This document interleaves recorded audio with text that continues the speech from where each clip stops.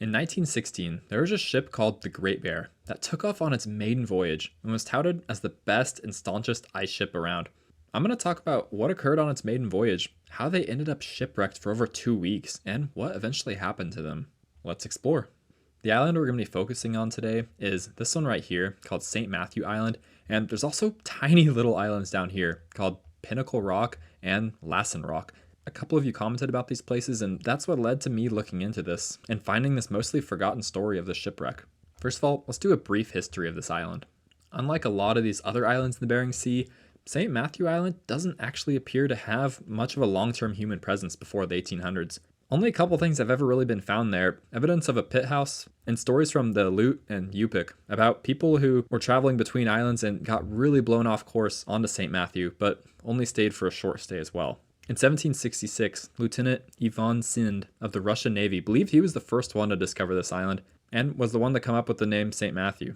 And 12 years later, in 1778, James Cook also came through this area, and he thought he was the first one to discover it as well. And then in 1809, Russians and Aleuts camped here to hunt for bears for fur. There's a lot of weird stories about this one, but apparently some of the Russians might have died from scurvy, and a lot of the Aleuts survived, but the sources are kind of sketchy.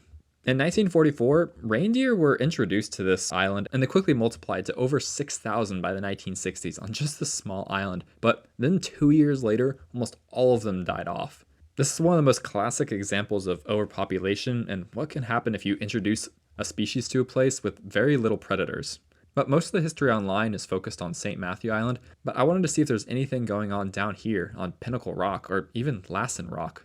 Zooming in way on this, you can barely even see this thing, and there's no Wikipedia article about it. And after searching Pinnacle Rock online, I ended up finding this mostly forgotten story about a shipwreck, and it all goes back to 1879 when Lewis Lane was born. Now, this guy was an excellent captain and navigator, and he was also a hunter and whaler. And he went on a pretty awesome expedition from 1913 to 1914 when he took the motor schooner Polar Bear all around Alaska and this eastern bit of Siberia. There's also a book written about it called Icy Hell by Will Hudson. But just 2 years later, in 1916, he wanted to do another expedition, this time setting off from Seattle and working with Chicago millionaire John Borden. John Borden was son to William Borden, who was one of the richest families in Chicago at the time, who got super rich mining minerals in Leadville, Colorado, and had huge mansions in Chicago. And this guy, John Borden, loved the Arctic so much, and that's what he spent a lot of his money and time doing. So him and Captain Lewis Lane got together and had a boat built called the Great Bear. Now, this was considered to be the best and staunchest ice ship afloat. It was 175 feet long, a 42-foot beam, draft of 14 feet, made of an oaken hull and an Australian bark. And there was supposed to be nothing that could take this thing down. They planned on taking this all through the Arctic and even allowing it to be squeezed by the ice with no problem. So in July of 1916, they took the boat from Seattle all the way up here to Unalaska. Anyways, on this trip, their eventual goal was to reach Banks Land, which I believe is modern day's Banks Island, which is up here in Canada. And they wanted to meet up with STEFANSSON, who I actually talked about in another video. Now, this guy's a pretty controversial figure, but he was credited with discovering Meehan Island, which I did an entire video about how there's a weather station up here, which you can check out. But anyway, Captain Lane and John Borden wanted to check out some of these islands on the way up there too. So on August 6th, they took off and they went to St. Paul and St. George, these tiny islands up here, as their first stop.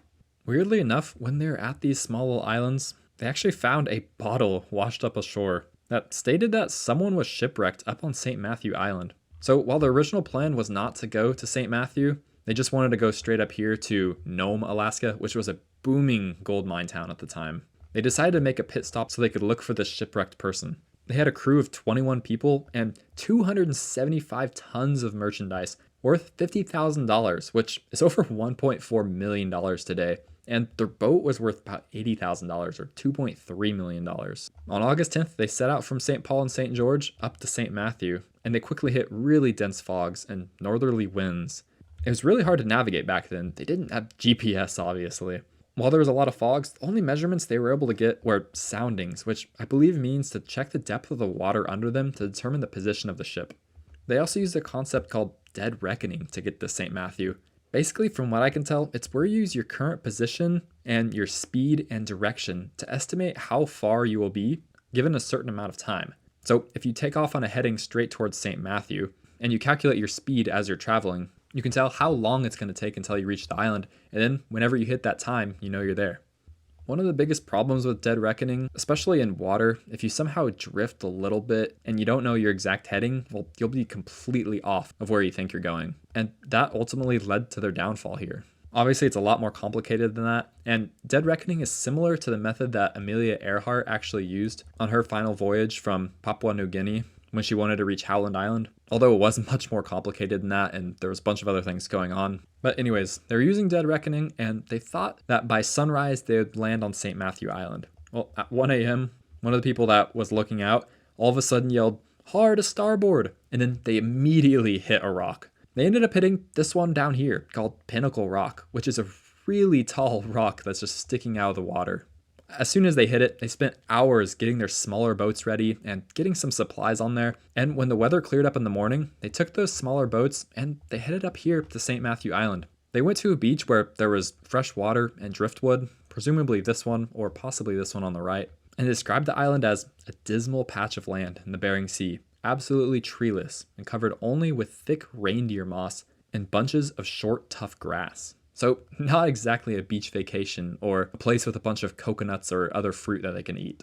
Thankfully, they had those 250 tons of supplies back on their ship down here in Pinnacle Rock. So almost every single day when the weather was clear, they would take their smaller whaling boats and go all the way back to Pinnacle Rock, take a bunch of supplies, and bring it back to their camp on St. Matthew. They ended up moving 20 tons of supplies over to their camp in St. Matthew, and their camp was honestly pretty solid. For being stranded on a remote Alaskan island, they were living pretty good. They had good stoves, plenty of food, coal, state-of-the-art hydrocarbon lamps, and every night they read.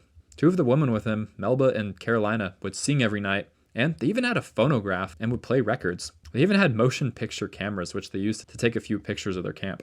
Every once in a while, storms would tear down their campsite, but they simply just rebuilt it. Their stay wasn't all fine. At one point, they ran into a big problem. They had a 25-foot launch, which is a type of boat, and there wasn't exactly a harbor just to pull up on. So they decided to anchor the boat about 1/8 of a mile offshore. They didn't realize that the launch was dragging its anchor towards the shore backwards. If nothing was done, the boat would just be destroyed. So some of them took out a small whaleboat to save the launch, but the launch slammed into this whaleboat and put a hole in its hull. Many of the sailors actually couldn't swim, and a lot of them panicked, but John Borden, the Chicago millionaire, he jumped off to manually detach the launch from the anchor. Now, this is freezing cold water. If you've ever been in the Pacific Ocean, especially up here in Alaska, this water is cold, even in August. The water temperature was about 38 degrees, and after he detached the anchor, he looked around and expected to be picked up by the sailors, but they had rowed away because they got panicked. Now he was in the freezing cold water alone, and he eventually got back to the shore, and he gained a lot of respect from his sailors after jumping in the cold water to save the boat. Anyways, days kept passing, and everyone realized that winter would be coming soon. And wintering on St. Matthew would be absolutely miserable. They didn't have radio equipment, but one of the sailors named Bokum put together spare parts and made a makeshift communication device. I have no idea how he did this, but he started sending SOS calls out every night for a couple hours. They had no way to receive messages or know if anyone even got their distress signal, but they just hoped someone did.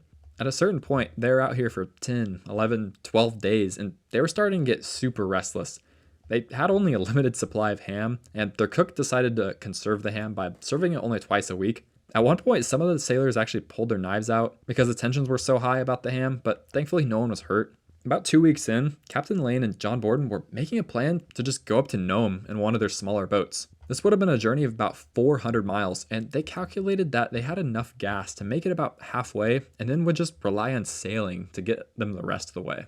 They got everything ready to do this, and 2 days before they decided to head out, the U.S. Coast Guard cutter called McCulloch picked them up. Now, it's not clear if they actually received the distress signals, but this Coast Guard ship did report that they were missing and they were supposed to be up here at a certain time. So the Coast Guard ship came by St. Matthew and rescued them all. The Coast Guard ship took them all the way up here to Nome, Alaska. Whenever they were brought to Nome, Captain Lane somehow actually fell off into the water and almost got crushed to death by another boat. Thankfully, they got him out of the water before that happened. Whatever happened to the Great Bear? Well, it couldn't be recovered. It was pretty much completely destroyed. And a couple of the ships did come by to Pinnacle Rock to take a lot of that merchandise that was there. And a lot of that merchandise did end up being recovered, but sadly, a lot of it could not be. I got a lot of my sources from newspaper articles and from lanefamilyhistory.org, so please check those out if you're interested in learning more. Thanks for watching.